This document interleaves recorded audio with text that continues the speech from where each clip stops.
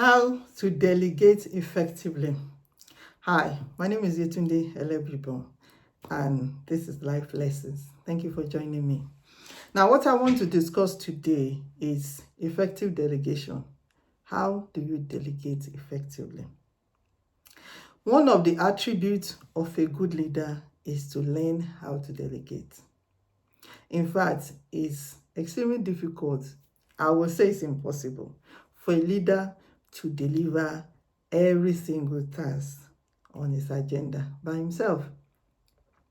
One of the way you will get judged is as a leader is how good you are to delegate responsibility and get the desired result. The most important thing, first of all, is for you to analyze your needs.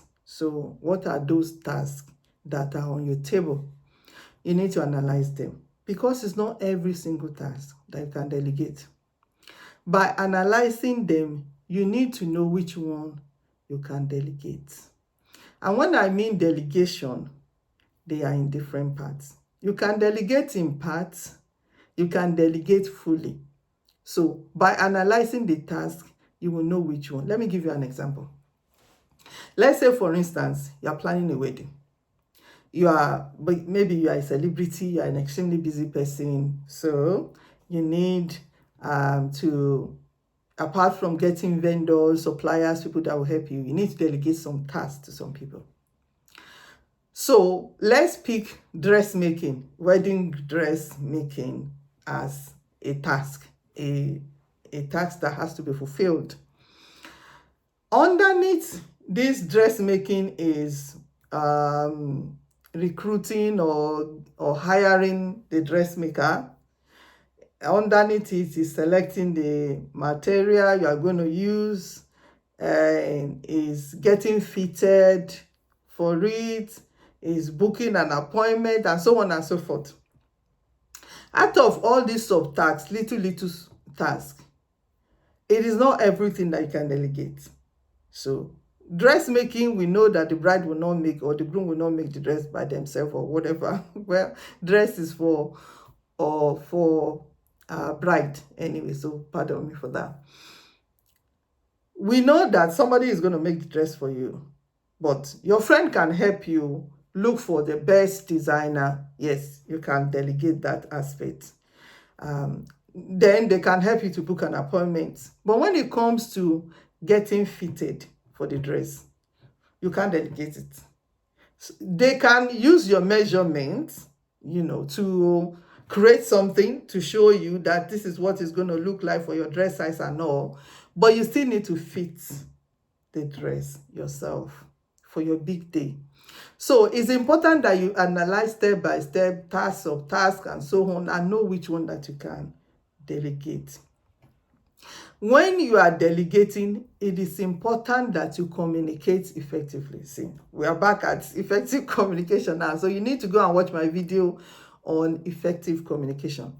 You need to communicate to the person that you are delegating the task to what is required of them.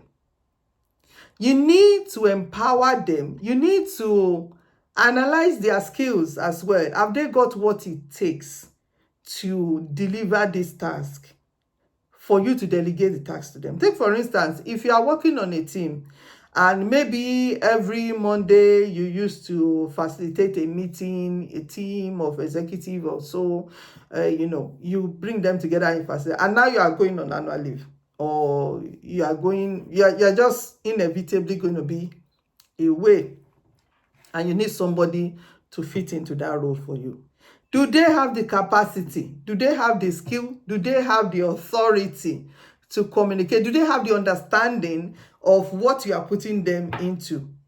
For instance, do they know what you usually deliver? Have they been shadowing you for a while? Do they have the understanding and the knowledge that you have for you to be able to delegate that task to them? So don't just delegate a task based on what you don't like.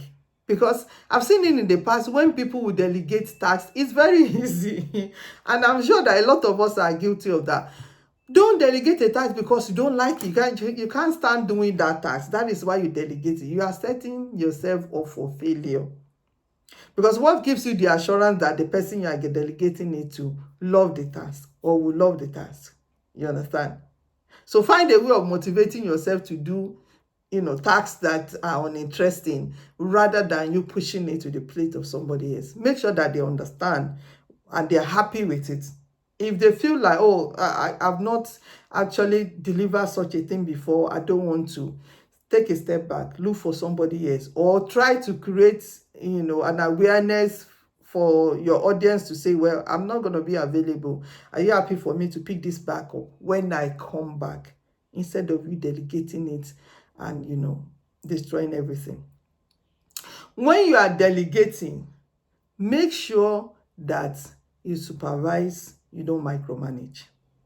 There's a difference between supervising or supervision and micromanaging.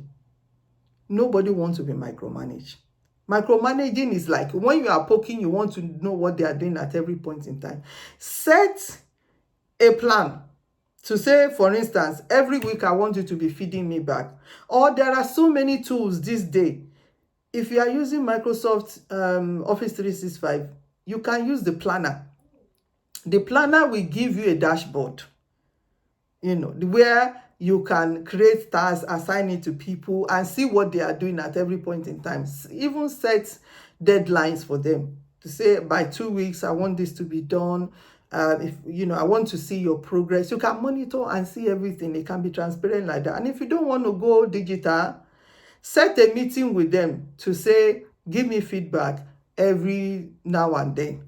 You understand? Maybe every 1 week, every 1 month, every whenever you want to. Make sure that you are following up on their progress so that you won't have surprises. If you don't, when it comes to the deadline for you to now deliver, you, the key person that is actually supposed to do this role, you might be surprised that nothing has been done. So it's very, very important that you supervise, you check on them, on progress, and expect mistakes. Expect mistakes. Mistakes will happen. Don't get too upset about it. Don't point fingers. Don't go like, if I had done it myself, it wouldn't have happened this way.